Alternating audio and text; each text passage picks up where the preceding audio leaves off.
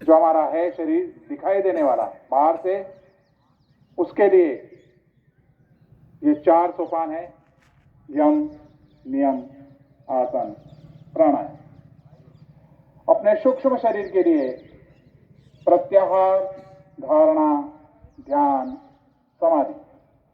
प्रत्याहार यानी ज्ञानेंद्रियों और कर्मेंद्रियों पर नियंत्रण। ये इंद्रिया जो होती है उनका कुछ न कुछ भोजन होता है। आंख का भोजन देखना, कान का भोजन सुनना, नाक का भोजन सूंघना, जिह्वा का भोजन स्वाद लेना, और 5वां है स्पर्श, यानी त्वचा का जो है वो स्पर्श। ऐसे ही हमारे शरीर की 5 कर्मेंद्रियां भी है। ज्ञान कराने वाली ज्ञानेंद्रियां, कर्म करने वाली कर्मेंद्रियां, उस पर नियंत्रण। मन में इच्छा हो रही है ये खाना है, वो नहीं मिला तब भी हमको उसको रोकना। भोजन पर्याप्त कर लिया, पर्याप्त भोजन हो गया, इसके बाद में रबड़ी आती है, रसगुल्ला आता है, गुलाब जामुन आता है, वह खाने की इच्छा होती है, इसको नियंत्रण में लेना। यह प्रत्याहार है, इंद्रियों को अपने वश में करना। बहुत बार देखने की इच्छा होती है, आसन कर रहे हैं, दंड के प्रयोग को देखने की इच्छा होती है, नहीं देखना। उस समय में जो काम हमारे शिक्षक बता रहे हैं उस पर ध्यान लगा, और धीरे धीरे ये ध्यान का भी अभ्यास हो रहा है। अभी आप बैठे हैं उसमें। प्रत्याहार के बाद में आया धारणा, किसी एक चीज पर टिकना, क्योंकि ध्यान से पहले धारणा आवश्यक है।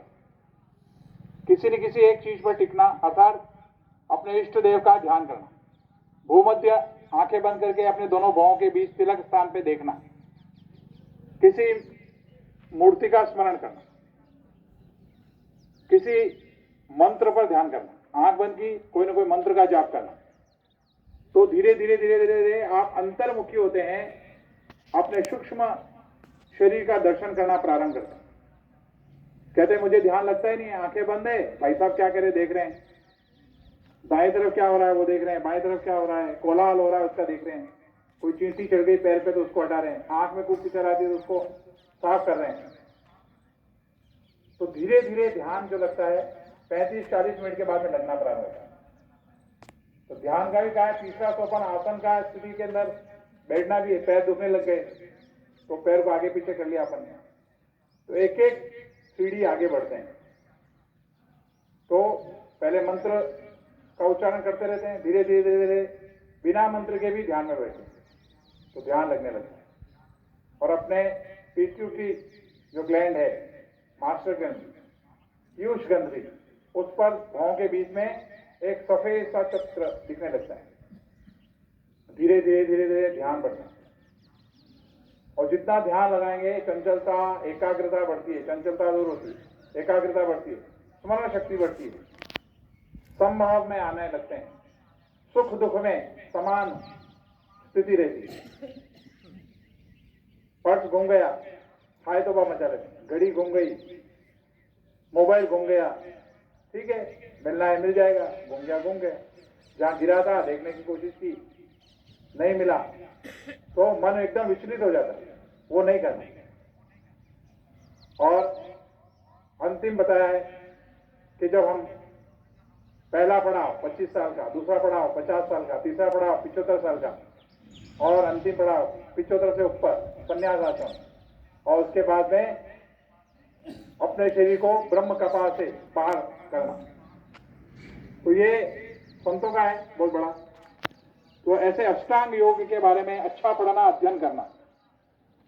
मैंने तो बहुत सूक्ष्म में बताया है, पर विस्तार से अभी पुस्तकों के माध्यम से, अभी यहाँ पर अपने जो योग कर्मशु कौशलम पुस्तक है उसको अगर पढ़ेंगे तो प्रथम के 10-15 पृष्ठ वो अष्टांग योग कर पे दिए हैं, कुछ श्लोक भी हैं, तो उसका ध्यान करना, पढ़ना उसको।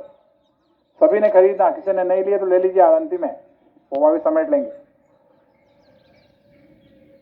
अब धीरे से अपने दरी पर अपने को लेटना है, तो हाथ का सहारा देते हुए पैरों को आगे करना और सर अपने जमीन पे नहीं जाए इसलिए थोड़ा सा आगे से रखना और धीरे से आंखें बंद करते हुए ही पीठ के बल दरी पर सो जाना।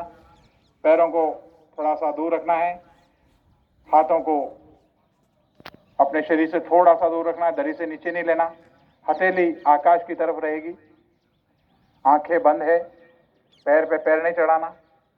अभी थोड़ा सा त्वरित अपने शरीर में खिंचाव लाएंगे तो पैरों को मिला दीजिए, हाथों को पास में लाइए, लंबवत रखिए, पंजों को आगे की तरफ खींचिए, जंघा, घुटने की कटोरी नितंब टाइट करना, पेट की मांसपेशियां, हाथों की मांसपेशियां खींचना, तानना, लंबवत तानना और तानना और तानना, ढीला छोड़ देना। ढीला छोड़ते ही पैरों को बाजू में कर देना, थोड़ा सा दूर करना है पैरों को, हाथों को हथेलियां आकाश की तरफ है। गहरा लंबा श्वास लेना, श्वास लेते हैं पेट फूलता है, श्वास छोड़ते हैं पेट पिचकता है। श्वास ले रहे हैं, शुद्ध वायु शरीर में जा रही है, प्राण वायु शरीर में जा रही है और श्वास छोड़ने पर हमारे शरीर का टॉक्सिन्स पूरा बाहर निकल रहा है, पेट फूल रहा है।